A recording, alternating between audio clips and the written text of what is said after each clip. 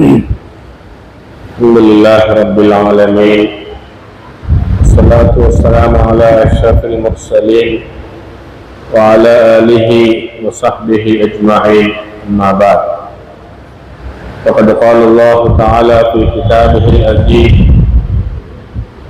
بعد أعوذ بالله من الشيطان الرجيم بسم الله الرحمن الرحيم لقد كان لكم في رسول الله أسوة حسنة لمن كان يرجو الله واليوم الآخر إلى آخر الآية صدق الله العظيم. قال رسول الله صلى الله عليه وسلم إنما بعثت لأتمم مكارم الأخلاق صدق رسول الله صلى الله عليه وسلم.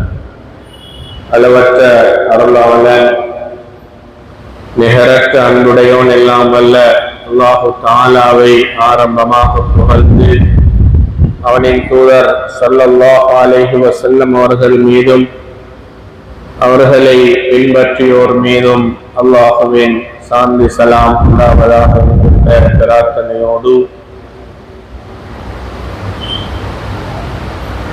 கண்ணியமிக்க ரபீஉல் அவ்வல் மாதத்திலே அகிலத்துக்கு அற்புடையாக வந்த அருமை நபி ஸல்லல்லாஹு அலைஹி வஸல்லம் அவர்களுடைய வாழ்க்கை வரலாற்றை எடுத்து எம்புகின்ற பல்வேறு நிகழ்வுகளை காத்தான்குடி ஜம்மியத்துல் உலமாவுடைய தாவா பிரச்சார பிரிவினர் பல வருடங்களாக முன்னெடுத்து வருகிறார்கள்.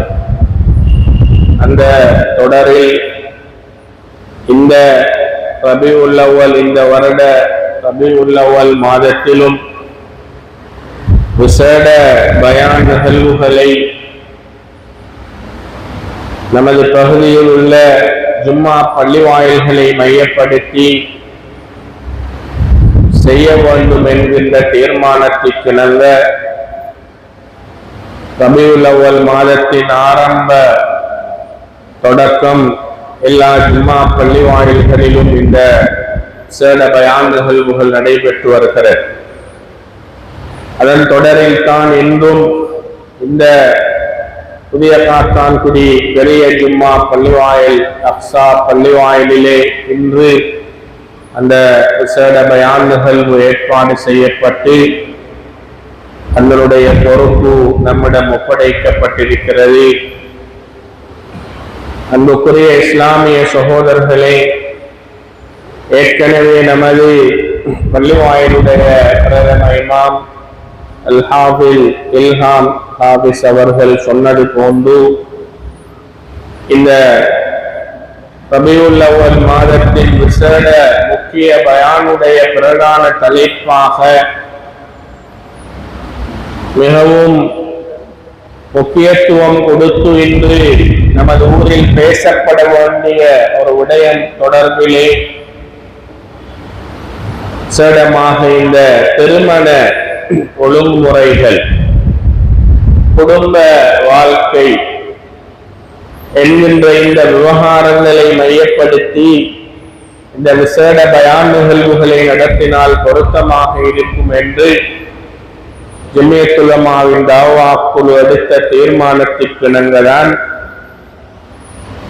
நபிமணி ஸல்லல்லாஹு அலைஹி வஸல்லம் அவர்களின் திருமண வாழ்க்கையும் அதன் பின்னரான அவர்களுடைய குடும்ப விடயங்கள், அவர்கள் எப்படி முன்மாதிரியாக இந்த அவர்கள் எங்களுக்கு காண்பித்த சுன்னா திருமணம் என்கின்ற அவர்களுடைய அழகான வழிமுறையை எப்படி அவர்களுடைய வாழ்வில் அதை நடாத்தி காட்டினார்கள் என்கின்ற விடயங்களை மையப்படுத்தியதாக இந்த பயான் நிகழ்வுகளை நடாத்தலாம் என்கின்ற தீர்மானத்திற்கிணங்கதான் நாங்கள் இந்த தலைப்பிலே இந்த விடயங்களை பேசிக் கொண்டிருக்கிறோம்.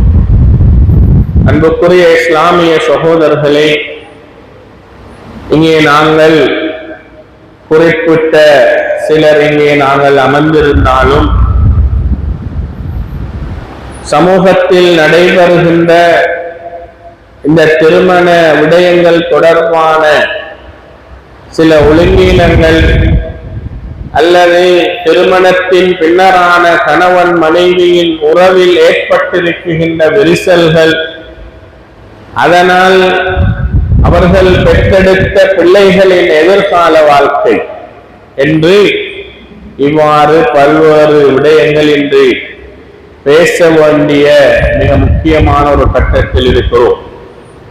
எனவே இவை பற்றி நாங்கள் ஒரு சிலராவது கவலை அடைவதின் ஊடாக இதில் மாற்றங்கள் வர வேண்டும், எதிர்கால சந்ததியினருக்கு இது தொடர்பில் நல்ல முன்மாதிரிகளை நாங்கள் காட்ட வேண்டும், கையளிக்க வேண்டும் என்கின்ற அமைப்பிலே நாங்கள் இங்கே இருக்குகின்ற இந்த ஒரு சிலராவது இது தொடர்பாக கவலைப்படுவது, பேசுவது, அது உண்மையில் எதிர்காலங்களில் அல்லது எங்களுடைய குடும்ப வாழ்க்கையில் அல்லது எங்களுடைய குடும்பத்துக்குள் எதிர்காலங்களில் நடைபெறப் போகின்ற திருமண ஒழுங்குகளிலே சில மாற்றங்களை ஏற்படுத்தலாம் என்கின்ற அந்த எதிர்பார்ப்போடுதான் நாங்கள் இந்த விடயங்களை பேசலாம் என்று நினைக்கிறோம்.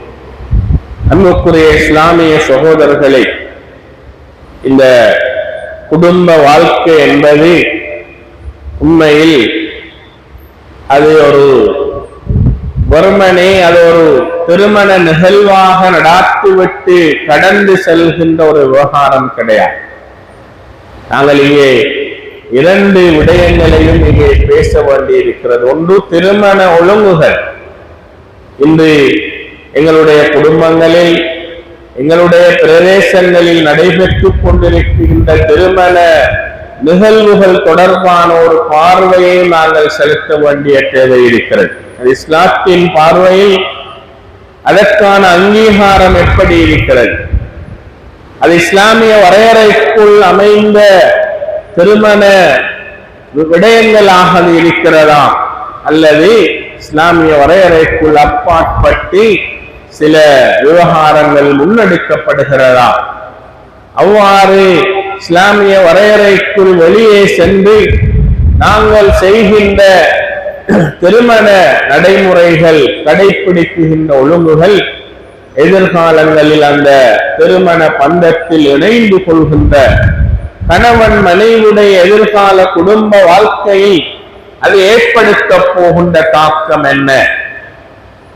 அல்லது இன்று சமூக வழக்கிலே அப்படி நடைபெற்ற திருமணங்களுடைய எதிர்கால அவர்களுடைய குடும்ப வாழ்க்கை எப்படி இருக்கிறது என்கின்ற விடயங்களையும் பேச வேண்டியிருக்கிறது.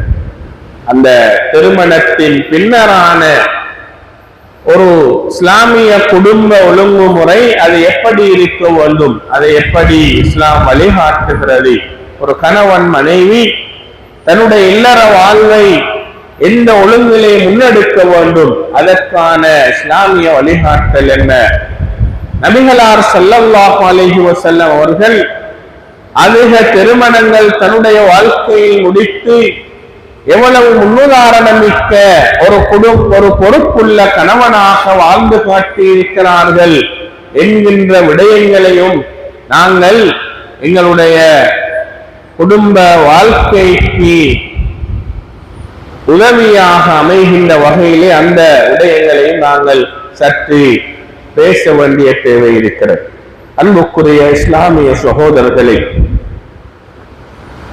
மனிதனுடைய வாழ்க்கையிலே மிக முக்கியமானது இந்த குடும்ப அமைப்பாக இருக்கிறது.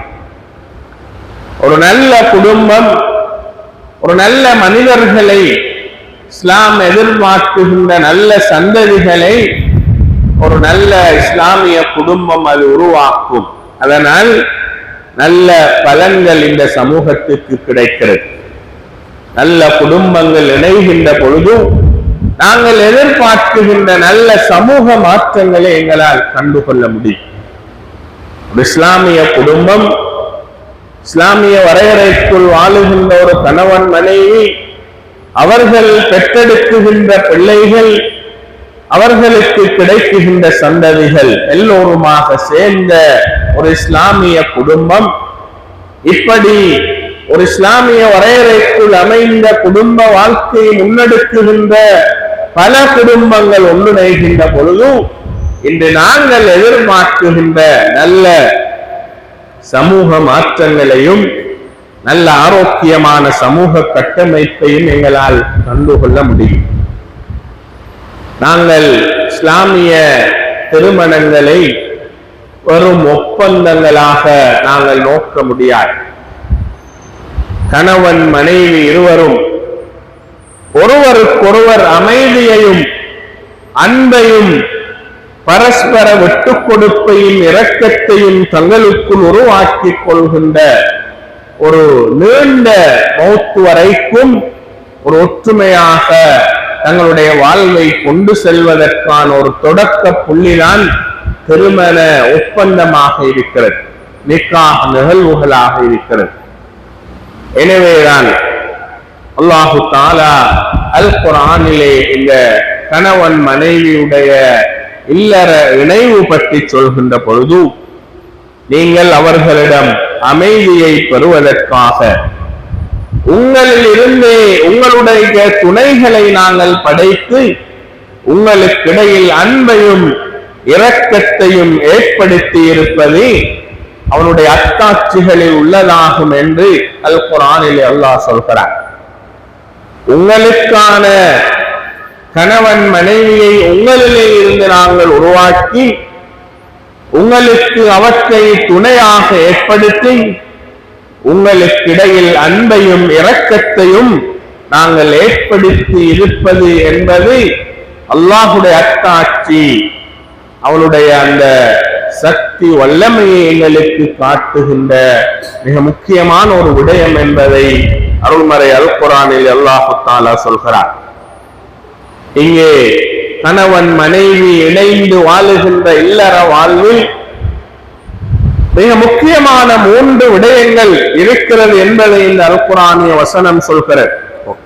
ஒன்று அமைதி, இன்னொன்று அன்பு, அதே போன்று இரக்கம் என்கின்ற இந்த 3 மிக முக்கியமான விடயங்களும் ஒரு கணவனும் மனைவியும் தன்னுடைய எதிர்கால குடும்ப வாழ்க்கையை அல்லாஹுவுக்கு பொருத்தமான முறையில் அவர்கள் முன்னெடுத்து செல்வதற்கு மிகவும் அடிப்படை தேவையாக இருக்குகின்ற கணவனுக்கும் மனைவிக்கும் தேவைப்படுகின்ற அமைதி இந்த இஸ்லாமிய திருமண ஒழுங்குகளில் இருக்கிறது. இஸ்லாம் காட்டுகின்ற அந்த இஸ்லாமிய குடும்ப அமைப்பை ஒரு கணவனும் மனைவியும் பின்பற்றுகின்ற பொழுதும் அங்கே அவர்களுக்கு ஒரு விதமான அமைதி, மன நிம்மதி அவர்களுடைய வாழ்வில் கிடைக்கிறது. இருவருக்கும் இடையிலான அன்பு அதிகரிக்கிறது. இருவரும் ஒருவருக்கொருவர் இரக்கம் காட்டுகின்ற பொழுதும் அவர்களுடைய வாழ்க்கை மிக சிறப்பாக அது முன்னெடுக்கப்படுகிறது. அதனால் அவர்கள் ஒரு சிறந்த முன்மாதிரி மிக்க ஒரு குடும்பமாக தன்னுடைய வாழ்க்கை அவர்களால் முன்னெடுத்து செல்ல முடியும் என்கின்ற விடயத்தை இந்த அல் குர்ஆனிய வசனம் எங்களுக்கு சொல்வதை பார்க்கிறோம். அன்புக்குரிய இஸ்லாமிய சகோதரர்களே, எனவேதான் இந்த திருமணம் என்பது வெறுமனே ஒரு ஆண் உரிய வயதை அடைந்து விட்டார் என்பதற்காக, ஒரு பெண் திருமண வயதை அடைந்து விட்டார் எனவே இவர்கள் பெற்றோருக்கு பாரமாக இந்த கணவன் அதாவது ஆணும் பெண்ணும் இருக்கிறார்கள் என்று ஏதோ அவர்கள் இருவரை ஏதோ ஒரு வகையிலே நாங்கள் இணைத்து வாழ வைத்தால் எங்களுக்கு இருக்கின்ற இவர்கள் தொடர்பான சுமைகள் குறைந்துவிடும் என்கின்ற ஒரு குறுகிய எண்ணத்தோடு ஒரு ஆணையும் பெண்ணையும் இணைத்து வைத்து எங்களுடைய கடமைகள் எல்லாம் முடிந்து விட்டது என்று நாங்கள் நினைக்குகின்ற ஒரு காரியம் அல்ல. இந்த ஒரு ஆணும் பெண்ணும் திருமண பந்தத்தில் இணைந்து கொள்கின்ற நிகழ்வு என்பது இது ஒரு இபாதத்தாக அல் குர்ஆன் அல் ஹதீஸ் எங்களுக்கு விளக்குகிறது.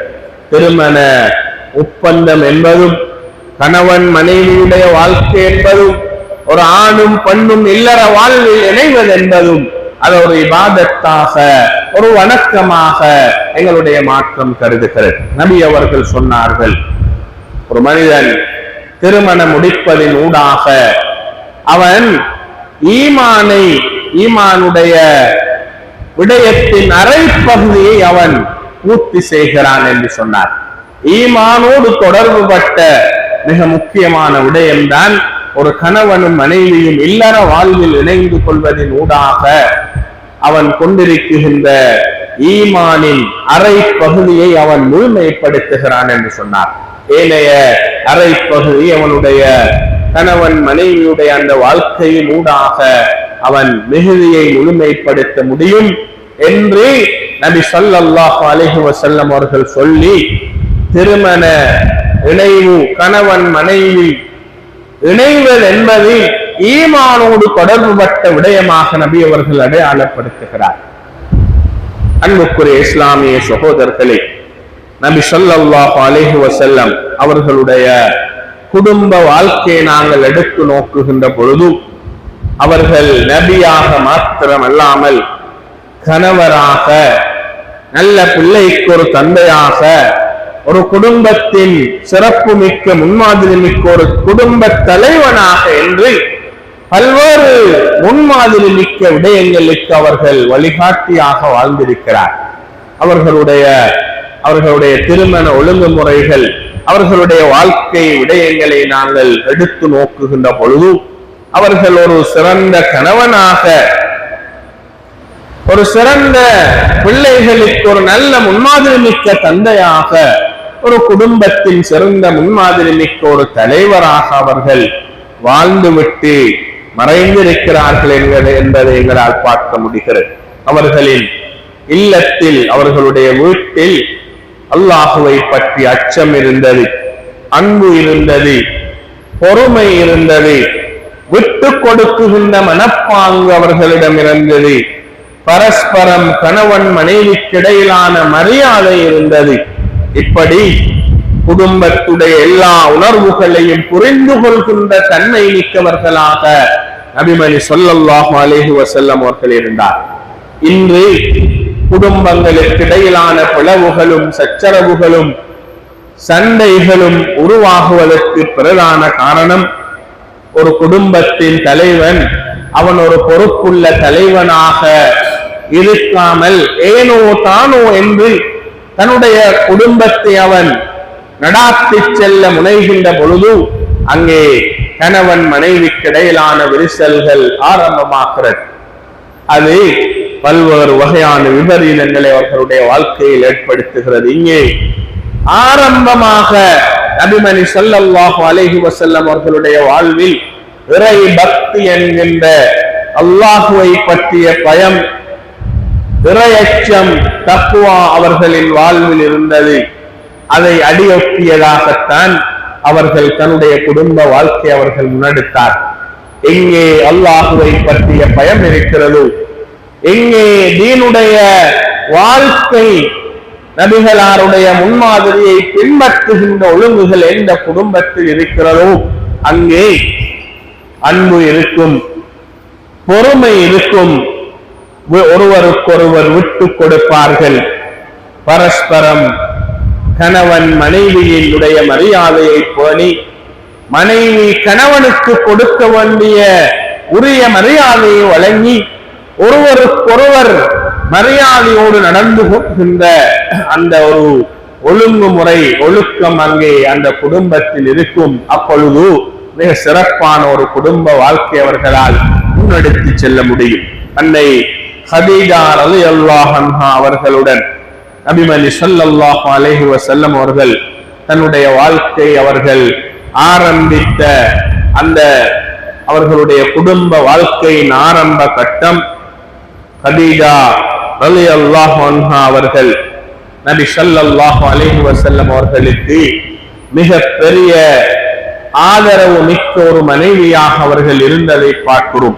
நுபுவத் என்கின்ற மிகப்பெரிய அமானிதத்தை நபி அவர்கள் சுமந்த பொழுதும் அதை அன்றைய ஜாஹிலியா கால சமூகத்துக்கு மத்தியிலே வணங்குவதற்கு தகுதியானவன் அல்லாஹ் மாத்திரம்தான் என்கின்ற ஏகத்துவ செய்தியை அவர்கள் அந்த சமூகத்துக்கு மத்தியிலே கொண்டு சேர்ப்பதற்கு மிகவும் தைரியம் கொடுத்த, உறுதுணையாக இருந்த, பக்கபலகமாக இருந்து செயற்பட்ட ஒரு பொறுப்புணர்வு மிக்க மனைவியாக ஹதீஜா ரலியல்லாஹு அன்ஹா அவர்களுடைய வரலாற்றிலே பார்க்கிறோம்.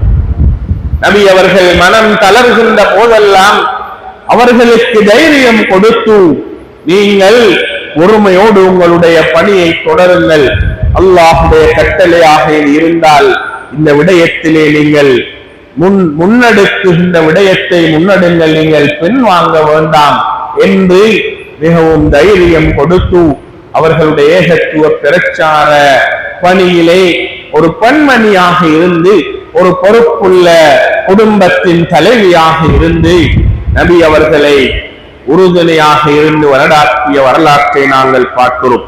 அன்புக்குரிய இஸ்லாமிய சகோதரர்களை, நபி அவர்கள் தன்னுடைய நுபுவத் கிடைத்த ஆரம்ப காலத்திலே நிறைய சிரமங்களை அவர்கள் அனுபவித்தார்கள்.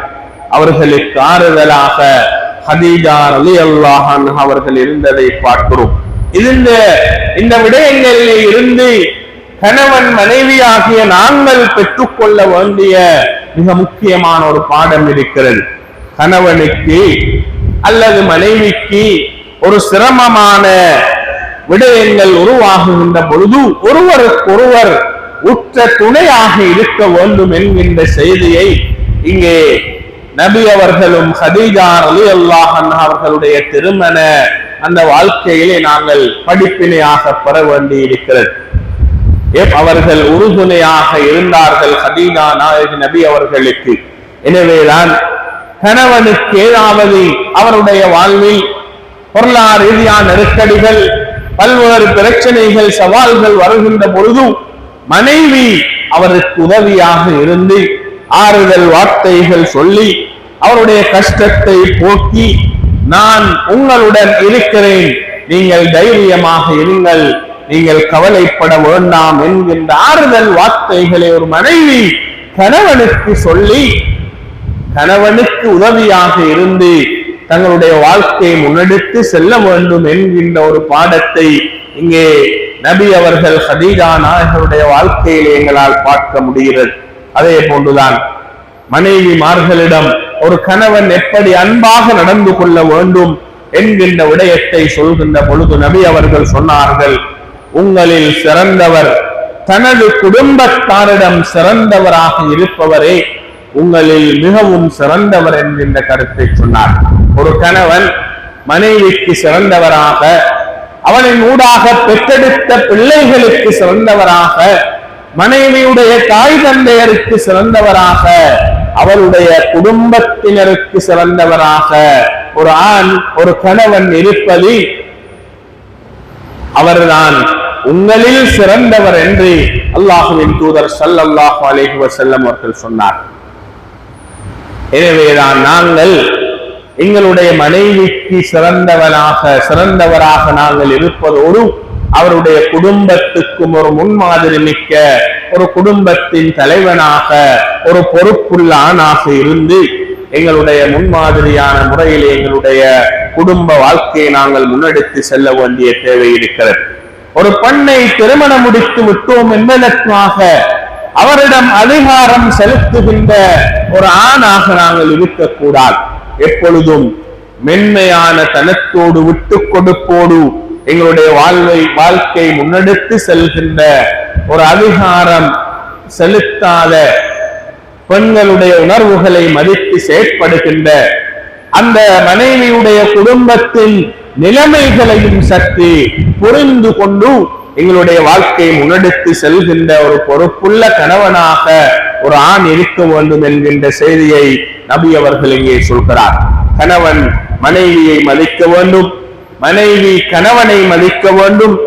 இருவரும் ஒருவருக்கிடையில் நல்ல பண்புகளை வளர்த்துக் கொள்ள வேண்டும். சிறிய தவறுகளை கண்டால் அதை பெரிதுபடுத்தாமல் மன்னித்து அதை திருத்துகின்ற ஒழுங்கை நாங்கள் ஒவ்வொரு குடும்பத்தின் தலைவனும் கடைபிடிக்க வேண்டும்.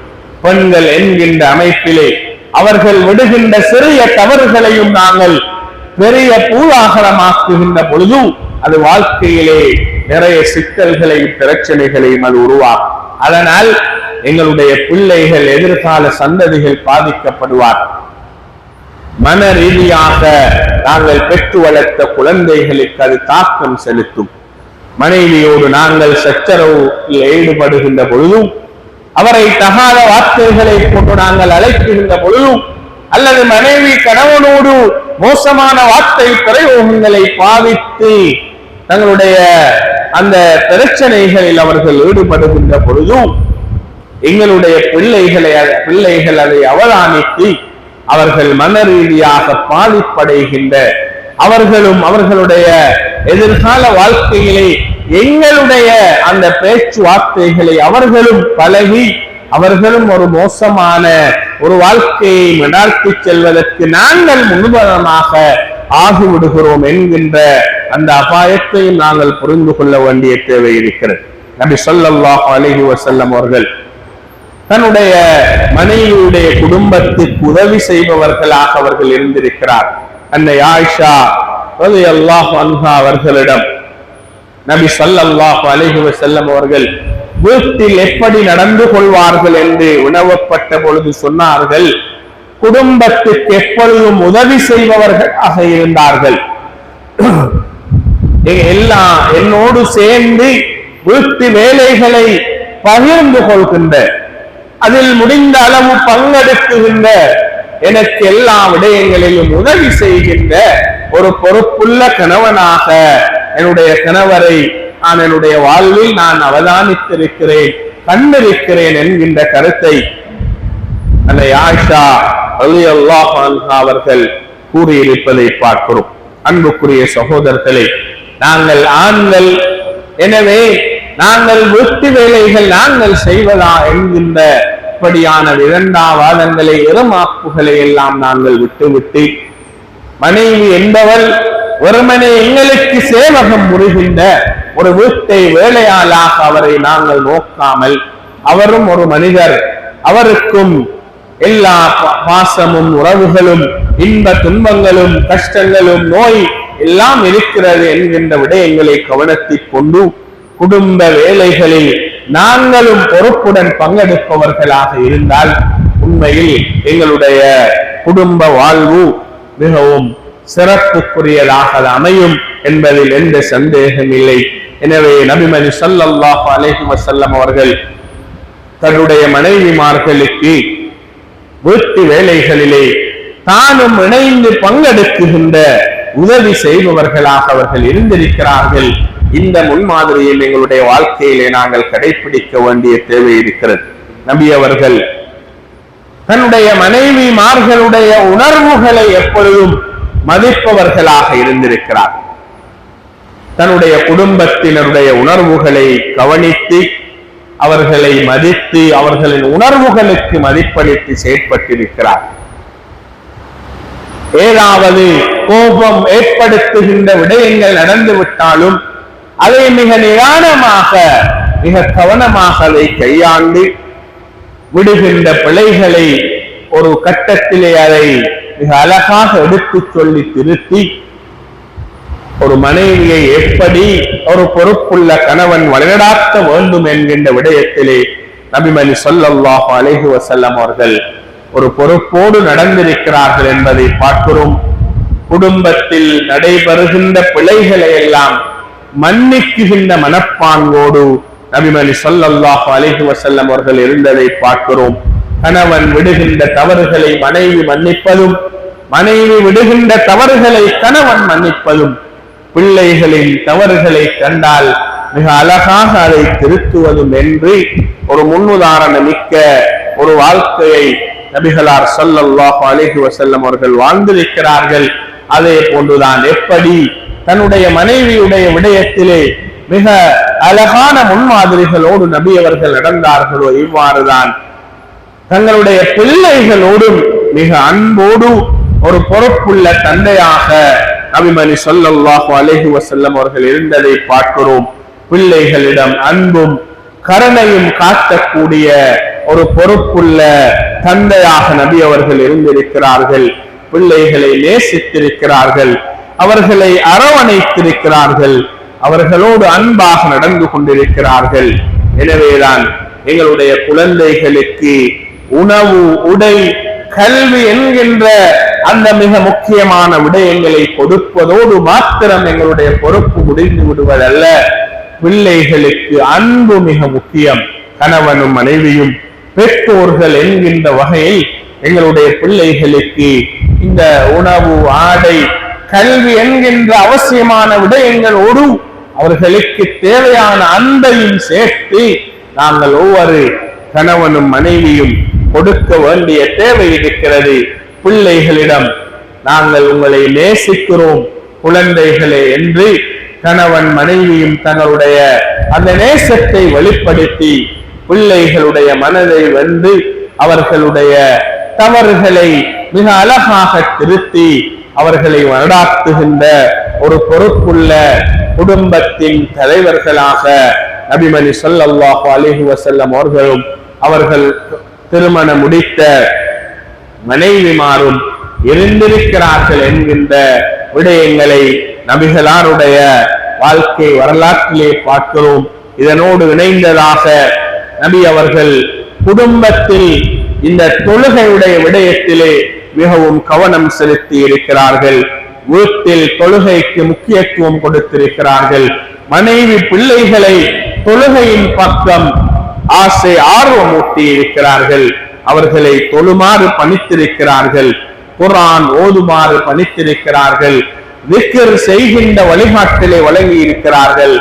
ஹலால் ஹராம் பற்றிய தெளிவை பிள்ளைகள், மனைவி, குடும்பத்தினருக்கு வழங்கி அந்த விடயங்களில் இருந்தவர்களை ஹராத்தில் இருந்து பாதுகாத்து ஹலாலான உணவையும் ஹலாலான வாழ்க்கையை வாழுமாறு அவர்கள் வழிகாட்டி இருக்கிறார்கள். எனவே இப்படி அல் குர்ஆனிலே அல்லாஹு தஆலா சொல்வது போன்று நீங்கள் உங்களுடைய குடும்பத்தாருக்கு தொழுகை ஏவுங்கள், அதில் நீங்களும் பொறுமையோடு நிலைத்திருங்கள் என்கின்ற அல் குர்ஆன் ஏவலுக்கு இணங்க நபி அவர்கள் தானும் தொழுகைக்கு முக்கியத்துவம் கொடுத்து தன்னுடைய குடும்பத்தையும் தொழுகையின் பக்கம் அழைத்திருக்கிறார்கள் என்கின்ற செய்தியையும் நாங்கள் பார்க்கிறோம். அதே போன்றுதான் அன்புக்குரிய இஸ்லாமிய சகோதரர்களை, ஒரு கணவனின் பொறுப்பு என்கின்ற வகையில் குடும்பத்துக்கான பாதுகாப்பு வழங்குவது, ஹலாலான முறையில் தன்னுடைய பொருளாதாரத்தை ஈட்டுவது, மனைவியின் உரிமைகளை உரிய நேரத்திற்கு வழங்குவது, பிள்ளைகளுக்கு கல்வி ஒழுக்கத்தை வழங்குவது, குடும்பத்தை தொழுகை மற்றும் நல்ல இபாதத்துகளின் பக்கம் வழிகாட்டுவது, கோபத்தை கட்டுப்படுத்துவது, மனைவியோடு மிக மரியாதையாக நடந்து கொள்வது என்கின்ற விடயங்களை கணவன் என்கின்ற வகையில் நபி அவர்கள் கடைபிடித்திருக்கிறார்கள். அதே போன்றுதான் ஒவ்வொரு கணவனுடைய மனைவியும் கணவனின் உரிமைகளை மதித்து நடப்பதோடு குடும்ப விடயத்தில் கணவனுக்கு நம்பிக்கையுடைய அமானிதத்தை பேணுகின்ற ஒரு குடும்பத்தின் தலைவியாக ஒரு மனைவி இருக்க வேண்டும் என்று இஸ்லாம் எதிர்பார்க்கிறது. பிள்ளைகளுக்கு நல்லொழுக்கத்தை வழங்குவது, கணவனின் சிரமங்களை புரிந்து கொண்டு வாழ்வது, குடும்ப ரகசியங்களை அமானிதமாக பாதுகாப்பது, குடும்பத்தில் அமைதியை வளர்ப்பதற்கான முயற்சிகளை செய்வது என்கின்ற இப்படியான விடயங்களை எல்லாம் ஒரு மனைவி கடைபிடித்து வாழ வேண்டும் என்கின்ற விடயங்களை எல்லாம் அல்லாஹ்வின் தூதர் ஸல்லல்லாஹு அலைஹி வஸல்லம் அவர்களுடைய குடும்ப வாழ்க்கையில் நாங்கள் காணக்கூடியதாக இருக்கிறது. நபி அவர்களுடைய முன்மாதிரி மிக்க குடும்ப வாழ்க்கை முறையிலே ஒரு பொறுப்புள்ள கணவன் எப்படி நடந்து கொள்வான் என்கின்ற அழகான வழிகாட்டல்களை எல்லாம் எங்களால் பார்க்க முடிகிறது. ஒரு மனைவி எப்படி ஒரு இஸ்லாமிய குடும்பத்தை முன்னெடுத்து செல்லலாம் என்பதற்கு நபி அவர்களுடைய மனைவிமார்கள் நல்ல முன்மாதிரி மிக்கவர்களாக இருந்திருக்கிறார். எனவேதான் அன்புக்குரிய இஸ்லாமிய சகோதரர்களே, நபிகளார் ஸல்லல்லாஹு அலைஹி வஸல்லம் அவர்கள் பிறந்த சிறப்பு மிக்க மாதத்தில் நபி அவர்களின் முன்மாதிரிகளை எங்களுடைய வாழ்வில் கொண்டு வர வேண்டும் என்று முயற்சி செய்கின்ற நாங்கள் குடும்பத்தின் தலைவர்கள் என்கின்ற பொறுப்பை சுமந்திருக்கின்ற நாங்கள் எங்களுடைய வாழ்விலே நபிகளார் எப்படி ஒரு பொறுப்புள்ள குடும்பத்தின் தலைவனாக இருந்திருக்கிறார்கள் என்கின்ற இந்த படிப்பினை மிக்க செய்திகளை எல்லாம் எங்களுடைய வாழ்வில் நாங்கள் கடைபிடிக்க வேண்டிய தேவை இருக்கிறது. எப்பொழுதும் அல்லாஹுடான உறவை நாங்கள் சீர்படுத்தி தொழுகைக்கு முன்னுரிமை கொடுக்குகின்ற பொழுது, ஏனைய இதர வணக்கங்களுக்கு முன்னுரிமை கொடுக்குகின்ற பொழுது, எங்களுடைய வீட்டிலே தொழுகையை நாங்கள் கடைபிடிக்குகின்ற பொழுது, எங்களுடைய மனைவி பிள்ளைகளை தொழுகையின் பக்கம் வழிகாட்டுகின்ற பொழுது, நாங்கள் எதிர்பார்க்குகின்ற ஒரு இஸ்லாமிய குடும்ப சூழலை எங்களால் உருவாக்கி கொள்ள முடியும் என்கின்ற செய்தியைத்தான் நபிகளாருடைய வாழ்வில் இருந்து எங்களால் படிப்பினையாக பெற முடிகிறது. எனவே இந்த விடயங்களையும் கவனத்தில் கொள்வோம். இறுதியாக நான் ஏற்கனவே சொன்னது போன்று எங்களுடைய பிரதேசங்களில் நடைபெறுகின்ற அண்மை கால திருமண ஒழுங்குகளில் நிறைய இஸ்லாம் அனுமதிக்காத நிறைய விடயங்கள் என்று புதிதாக உருவாக்கம் பெற்றிருக்கிறது. அந்த ஒரு காலத்திலே எங்களுடைய ஊரில் காத்தான்குடி பள்ளிவாயில்கள், முஸ்லிம் நிறுவனங்கள் சம்மேளனம், ஜம்இய்யத்துல் உலமா போன்ற சமூக நிறுவனங்கள், உலமாக்கள் இணைந்து அதாவது திருமண சீர்திருத்தங்கள் என்கின்ற விடயங்களை முன்னெடுத்து வீடுகளில் திருமணம் நடைபெறக்கூடாது, பள்ளி வாயில்களில் ஒரு பரலான தொழுகைக்கு பின்னர் நல்ல துஆக்களோடு நல்ல பிரார்த்தனைகளோடு நல்ல மக்களுடைய பங்கு பற்றுதலோடு ஒரு கணவன் மனைவியுடைய இல்லற வாழ்வு தொடங்கி வைக்கப்பட வேண்டும் என்கின்ற நல்ல நோக்கத்தோடும் இஸ்லாம் அனுமதிக்காத மாற்று மத சமூகத்திலே இருந்து எங்களுடைய திருமண நடைமுறைகளுக்குள் ஏதோ ஒரு வகையிலே உள்வாங்கப்பட்ட எங்களுடைய மாற்றம் அனுமதிக்காத கலாச்சாரங்களை எல்லாம் இல்லாமல் செய்வதற்கான பல்வேறு நடவடிக்கைகள் அங்கு முன்னெடுக்கப்பட்டது. அது எல்லோராலும் வரவேற்கப்பட்டு பின்பற்றப்பட்டு மிக அழகாக இந்த திருமண ஒழுங்குகள் நடைபெற்று வந்தது. ஆனால் அந்த விடயங்களில் இன்று பள்ளி வாயில்களில் ஏதோ வீடுகளில் திருமணங்கள் அடைந்தால் அதை ஒரு சமூகம் வேறொரு கண்ணத்தோடு நோக்கும் என்பதற்காக வேண்டி பள்ளி வாயில்களில் மாத்திரம் திருமணத்தை நடாத்திவிட்டு பள்ளி வாயிலை விட்டு வெளியே சென்றால் ஏனைய திருமண ஒழுங்குகள் எல்லாம் இன்று அந்த முன்பிருந்ததை விடவும் மிக மோசமான திருமண கலாச்சாரங்களும் திருமண நடைமுறைகளும் இன்று எங்களுடைய சமூகத்திலே உருவாகி இருக்கிறது என்கின்ற கவலையை நாங்கள் இந்த நேரத்திலே பகிர்ந்து கொள்ள வேண்டிய தேவை. இதெல்லாம் இன்று ஒரு பெண்ணை பெற்றெடுத்த பெற்றோருக்கும் அல்லது ஒரு ஆணை பெற்றெடுத்த பெற்றோருக்கும் அல்லது ஒரு திருமணத்தை முடித்துக் கொள்ள வேண்டும் என்று விரும்புகின்ற ஒரு ஆணுக்கும் இன்று பொருளாதார ரீதியான நிறைய சுமைகளை அது ஏற்படுத்தி இருக்கிறது. விரும்பியோ விரும்பாமலோ இன்று சமூகம் இஸ்லாம் அனுமதிக்காத பல்வேறு திருமண நடைமுறைகளை தங்களுக்குள் உருவாக்கி கொண்டு ஒரு சிலர் அதை உருவாக்கி வழிகாட்டிவிட்ட காரணத்தினால் இன்று நிறைய திருமணங்கள் பல்வேறு வகையான சவால்களை இன்று எதிர்நோக்கி இருக்கின்ற என்கின்ற செய்தியையும் நாங்கள் தெரிந்தாக வேண்டி இருக்கிறது. இன்று பள்ளிவாய் நடைபெறுகின்ற திருமண நிகழ்வுகளில் கலந்து கொள்கின்ற ஆண்களுடைய வீதம் குறைந்து செல்கிறது. மண்டபங்களில் நடைபெறுகின்ற திருமண நிகழ்வுகளில் உரிய ஆரம்ப நேரத்துக்கு கலந்து கொள்பவர்களுடைய எண்ணிக்கை குறைந்து செல்கிறது. ஏதோ ஒரு வகையிலே மணமகனுடைய நண்பர்கள் மாத்திரம்தான் இந்த நிகழ்வுகளை ஆக்கிரமித்து இஸ்லாம் அனுமதிக்காத இஸ்லாம் காட்டித்தராத பல்வேறு விடயங்களை முன்னெடுத்து ஒரு ஆண் தன்னுடைய இல்லற வாழ்வில் இணைந்து கொள்கின்ற இஸ்லாமிய வழிகாட்டலோடு அல் குர்ஆன் சுன்னாவின் வழிகாட்டலில் நல்ல பிரார்த்தனைகளோடு ஆரம்பிக்கப்பட வேண்டிய ஒரு இளைஞனுடைய ஆரம்ப வாழ்க்கை சைத்தானியத்தான வழிகாட்டல்களோடு பின்பற்றல்களோடு ஆரம்பமாகின்ற காரணத்தினால் அது மிக குறுகிய காலத்துக்குள் கணவன் மனைவிக்கு இடையிலான விரிசல்கள் உருவாகி காலி நீதிமன்றங்களை நோக்கி மிக 4-6 மாதங்களுக்குள் திருமண விடயங்கள் தலாக் ஃபஸ்ஹ் என்கின்ற விடயங்களை நோக்கி நகர்ந்து கொண்டிருக்கிறது என்கின்ற அபாயத்தையும் நாங்கள் பேசியாக வேண்டிய தேவை இருக்கிறது. அன்புக்குரிய சகோதரர்களே, திருமணம் என்பது வீண் விளையாட்டல்ல, கேலி கூத்தல்ல. ஒரு கணவன் மனைவி, ஒரு ஆணும் பெண்ணும் தன்னுடைய வாழ்வில் ஆரம்பமும் முடிவாக அவன் செய்கின்ற ஒரு முன்னெடுக்குகின்ற ஒரு வாழ்க்கை நடைமுறைதான் திருமண நடைமுறை. இன்றொரு பெண்ணை திருமணம் முடிப்பது, நாளை இன்னொரு பெண்ணை திருமணம் முடிப்பது, ஒரு பெண் இன்றொரு ஆணை கணவனாக ஏற்றுக்கொள்வது, நாளை இன்னொருவரை ஏற்றுக்கொள்வது என்று ஒரு விளையாட்டாக நினைத்து நடைபெறுகின்ற திருமண ஒழுங்குகள் கிடையாது. ஒரு கணவனும் மனைவியும் இந்த இஸ்லாமிய ஒழுங்குகளின்படி அவருடைய வாழ்வை அவர் தொடங்கினால் மரணிக்குகின்ற வரைக்கும் அவர்கள் அன்போடும் பாசத்தோடும் வாழ்ந்து மரணித்த முன்மாதிரி மிக்க நிறைய குடும்பங்கள் எங்களுடைய சமூகத்திலே வாழ்ந்துவிட்டு மரணித்திருக்கிறார். ஏன்?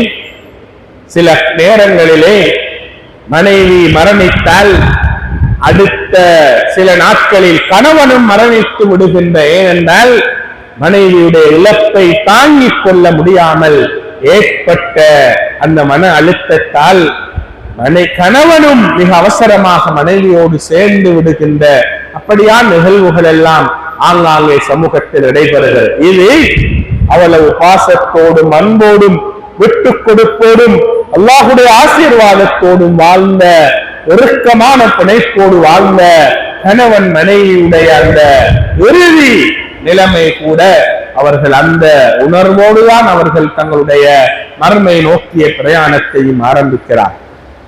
இப்படியும் நாங்கள் சமூகத்திலே ஒரு முன்மாதிரி மிக்க கணவன் மனைவிகளை நாங்கள் பார்த்திருக்கிறோம். எனவே அன்புக்குரிய சகோதரர்களே, பெற்றோர்களே, உங்களுக்கும் பிள்ளைகள் இருக்கிறார்கள், உங்களுக்கும் வளர்ந்த ஆண் பெண் பிள்ளைகள் இருப்பார்கள். அவர்களுடைய திருமண ஒழுங்குகளை இஸ்லாமிய வரையறைக்குள் அமைத்துக் கொள்ளுங்கள். வீண் விரயங்களை முற்றாக தவிர்ந்து கொள்ளுங்கள். இஸ்லாம் அனுமதிக்காத ஆடம்பர நிகழ்வுகளை முற்றாக தவிர்த்துக் கொள்ளுங்கள். எப்பொழுதும் உங்களுடைய பிள்ளைகளுக்கான திருமணங்களை இஸ்லாம் காட்டிய முறை பிரகாரம் அமைத்துக் கொள்ள முயற்சி செய்யுங்கள்.